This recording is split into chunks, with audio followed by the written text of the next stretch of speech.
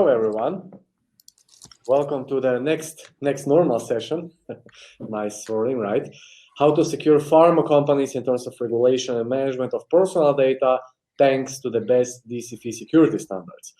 Frankly speaking, I think this is a very intriguing and interesting theme because everything is about compliance, and when we unlock the whole digital transformation, multi-channel, omni-channel approaches, different kind of approaches. I think the first question was, are we compliant and are we regulated? So really pleased to welcome three extraordinary panelists. So from my left to right, hi, Yigal, Aviv from Pfizer. How are you? Hello. Philippe, Kirby, a very known guest. Hi, Philippe, how are you? Good day, folks. Hi, Dario. And Dennis from Viseven. Hi, Dennis, how are you? Greetings, everyone. Doing great. Indeed. So, gentlemen, let's kick off with this interesting meeting.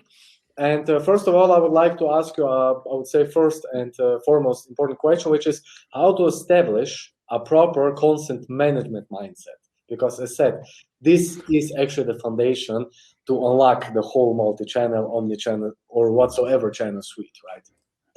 Maybe we can start with you, Dennis. All right, so speaking about mindset, so this is a broad topic, and I even prepared some slides to show. So if I can quickly share that with you, I think it would be easier for you to follow the main subject. Just tell me once you start seeing something. Yes. Okay, so as Dario has mentioned just a couple of minutes ago, so when people talk about consent, and especially gathering that consent, is what all people are thinking about is basically the compliance. Of course, there are things like GDPR, CCPA, and other properly local regulations that we need to follow. This is the main things that we focus on. Then diving deeper, there's also personal data management team, which is basically gathering that consent using the systems that help us to get that sort of web forms, CLMs, CRM systems, and others. Then there's also an important question about data flow and ownership, who's doing it on behalf of pharma, how we are treating that. Of course, there are questions of cybersecurity and data protection, because you cannot talk about compliance and consent gathering without those. And then there's also some other regulations that might help you out with this, like ISO 27001 and things like that. But oftentimes, the third key thing for me is really often overlooked, and that is user experience. Because first, we want to be compliant. Then we need to manage all the questions behind that compliance. But first thing for us should always be the user who we're talking about and the experience they are having in communicating with us.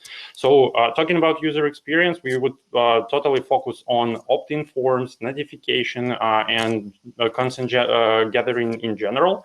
Then there are also topics of terms of use and privacy policies, transparency of data flow and ownership, because as an end user, I always want to know how are you working with my personal data, what are you doing to that, what I'm getting for it, and things like that.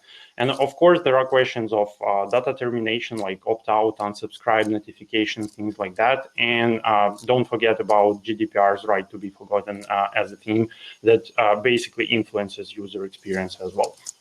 So while we are talking about user experience and focusing on that, so this is how it usually happens right now. And this is where the mindset shift should happen. So right now, mostly all the consent gathering is happening during the face-to-face meeting of the sales rep with the HCP, where they ask this very question, like, are you willing to receive updates from us? And if HCP is willing to do so, this is what you get in as a result of that. So you get some personal data from the HCP stating his name, surname, his title, contact information, things like that. And then you have this huge tick stating that he's okay with receiving the updates from us. So after that, all of that gets into the CRM system, and there are these guys who are responsible for working with that system. This is the Salesforce, because they heavily use that information within the e-detailer channel in order to plan their face-to-face visits, plan their activities, and that leads to more visits. And as a result of some of them, the HCP can receive the approved emails from the rep. Then for some of you, this information is also transferred into the marketing automation system. And usually it is governed by the wholly different group of people, being the marketing or even contractors, subcontractors, or some sort of third parties who are working and doing that for you. And then they open the access for the HCP to additional channels like email, website, and events. So for emails, they are usually getting news, topic-specific campaigns, segment-specific updates, and things like that. And this drives us to the subject of broadcast emails. For websites, they are generally split into portals and information websites and solution and services. But all those websites, they usually generate a set of activity updates like digest, newsletters, some personal deals, whatever, and all of that goes into the to the HCP. And for events, of course, like the next normal or any other type of the event, you receive the registration confirmation, reminders, follow-ups, record sharings, and feedback gathering, surveys, and things like that. So you see that HCP, by putting the single tick here in the beginning, they get a lot of traffic their way, and they not always can control what is getting to them and whether they want or they don't want to get it. And let's say at some stage on the broadcast email thread, the HCP is pressing the unsubscribe button in nowadays situation with the single channel policy and different people being responsible for different channels, it is difficult to transfer it back to the HCP record. So the mindset shift that should, in our opinion, happen here is to be something like that. So again, everything starts with the face-to-face visit, but instead of getting a single tick from the HCP that they are willing to get some sort of the communication with the company, they need to get the full detailed list of the stuff that you are offering as a service or some information or whatever. And here, this is basically like a menu for them where they can select what they want to get. So for example, if they are talking to the sales reps, they can select the face-to-face visits, and this information would go to the CRM system or content management system, depending on the infrastructure that you use. Basically, if they tick it, they can send this information to the CRM system, and then sales would be able to work with that information for the e-detailer channel. But let's say else like approved emails, and they can get it after the visit with the sales rep. If broadcast emails, this brings the whole integration with the marketing automation system and marketing and constructors who are responsible for it. And then you get your broadcast emails as a result of that. For solution and services, the same thing for websites and portals and info, again, the same stuff here. But you see what you get and what you sign up for. And then the event participation is the same stuff. If you want to participate in that, you select, and then you get the updates, notification, things like that. So in the ecosystem like this, first, your HCP already knows what you are offering, and they can select and expect some sort of communication from you, be it some of the channels that they select. And then it drives us to a next benefit. And again, this is a bit of a mindset shift here that should be powered by the technology, of course. So let's say the HCP at some stage, he clicks the unsubscribe for the broadcast emails. So now, instead of having a single checkbox towards his name, you can deactivate only broadcast emails for them, but still use the rest of the channels that he's comfortable with. And let's say at some moment, he can also unsubscribe from a solution or services that you provide using the website. This way, the system can be also updated, and you would be notified. And the important point here is also for us to remember is, let's say, if getting the information to the HCP is a point within the service perspective, then probably this person is no longer wants to receive those services, and this is the update for you as a service provider to think about it. And again, we need to diversify the way how we collect consent for different channels, and we need to provide the HCP with the transparency of what their data is used for, what channel should be engaged, and whether they are willing to be to use them. And also they would have the transparency of seeing what's behind each and every tick they put in this form here. So in such a way, this form becomes some sort of a traffic light for everyone who's working with the HCPs in your company. And by looking at this traffic light, you know whether you need to engage them in a proper way or the way that you would like to prefer. So hopefully it brings some images behind the words and the whole concept of the mindset switch for the consent gathering. And I will pass the word back to you. Thank you, Dennis. Quite detailed, I would say. Philippe, is this the proper mindset and, of course, easy to be implemented in a typical pharma company? Yeah, I think the first point that Dennis made around being able to balance compliance and user experience was a super important one. We had a similar type of approach where we have sort of a consent hub, let's call it that, as Dennis was just showing too, where you capture and manage all your consents. And then that has to be completely transparent to the customer as to exactly what it is you're capturing the consents for, what the purpose is going to be, and so on. When it comes to the UX, the challenge we had when we reframed everything was to say, if you look at the compliance side, you would say, I have to be exactly that, capture every single consent, be really clear about what it's used for, be transparent. At the same time, is there a way to simplify? So transparency is already going in the direction of UX, but at the same time, is there a way to simplify? So if we look at it as you and I, as just normal people who have to consent or manage our cookies or something like that, there's nothing we hate more than having something that is obscure or it's not clear on the options, or it kind of, you have to go and make multiple clicks before you can finally get to where you want to be. And so that's what I mean too by simplification, is saying I'm transparent, but I also make it super easy to accept, reject, etc. We actually, in our consent approach, took out the accept all, reject all, because we were saying that's actually too easy. We want people to keep very simple, see the options and make a very conscious choice as to what they're doing and understand what we're proposing to them. So that's, one example of how I would say we took the approach to apply just what Dennis just showed us. Thank you. Yigal? In sake of time, I will try to be quick. In terms of the ideal world is what we just saw, that everything works as a cloud, everything is connected into one data warehouse. All the channels that we are capturing consents are gathering into one platform, but unfortunately, it's not always like that. And we have many channels, let's say, that are being collected consent and not always are being connected into one data warehouse. So I'll try to at least point a few issues that we need to consider in order to establish a consent mindset in the organization. First, we need to be transparent regarding the justification. Why the purpose of the consents?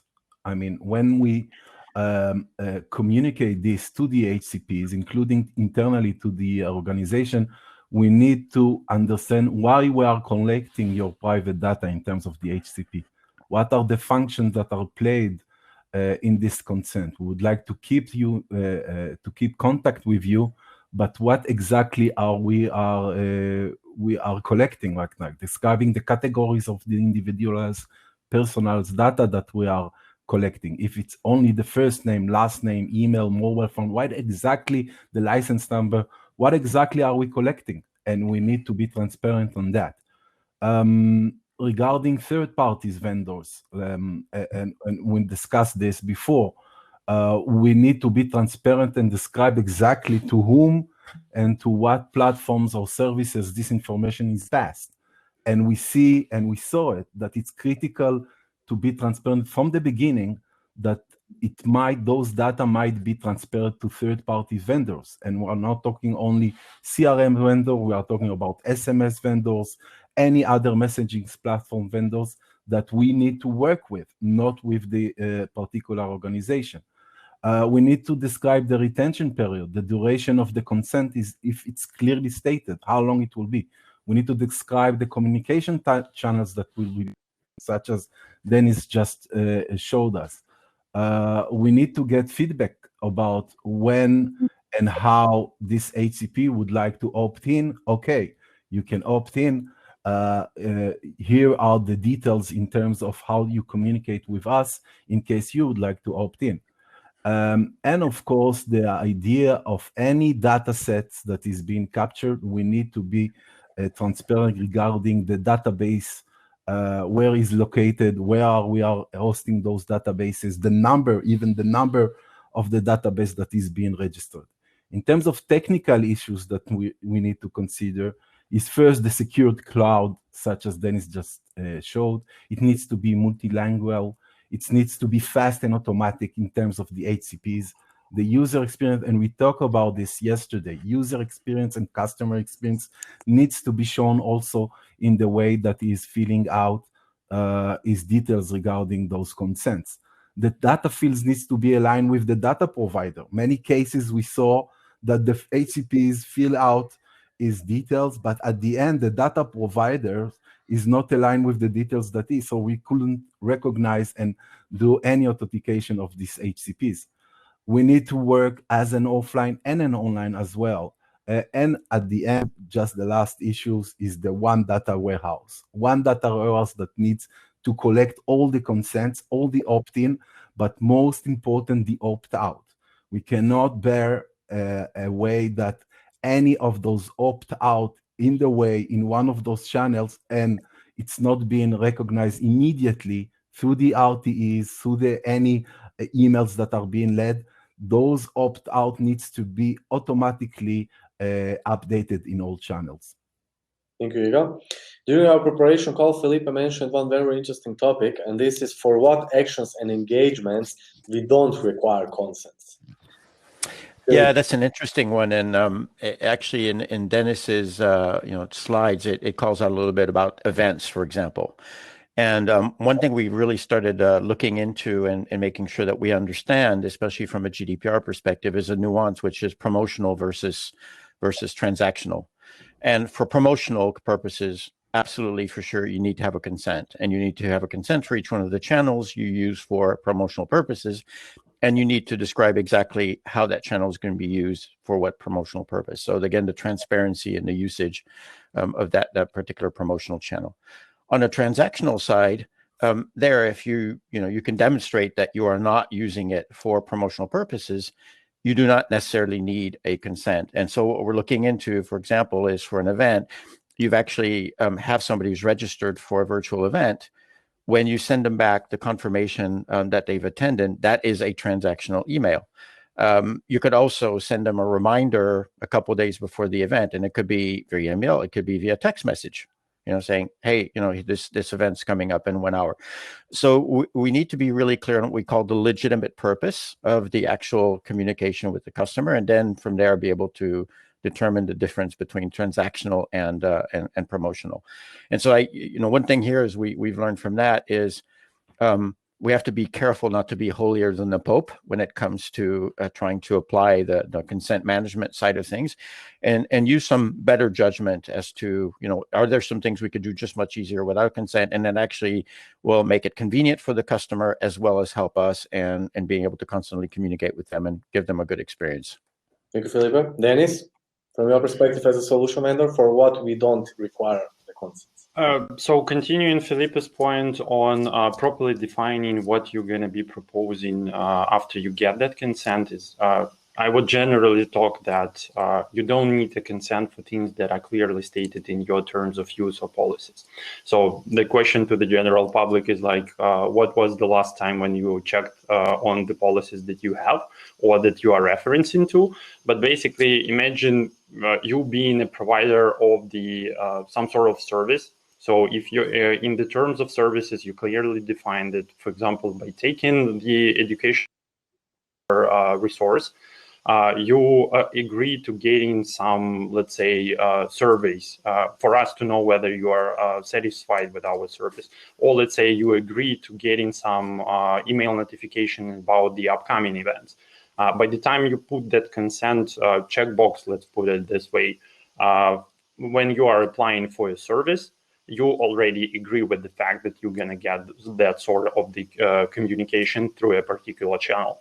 And by the time it comes to you, it's not a surprise for you as an end user why I'm getting this email, because you purposely put a checkbox there.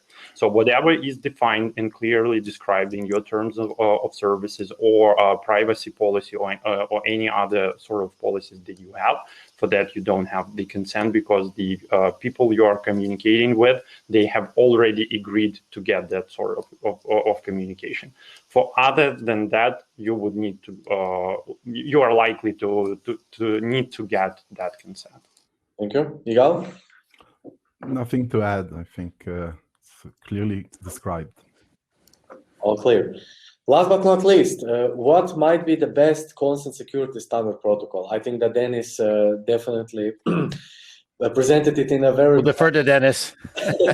Exactly. You can maybe repeat that presentation once more. Just kidding. But let's start this time with you, Yigal. I mean, what is the best security protocol when we speak about the consent management? Maybe also one issue which I know is that there is no centralized solution which is storing all consents. And I think this is definitely very crucial to have.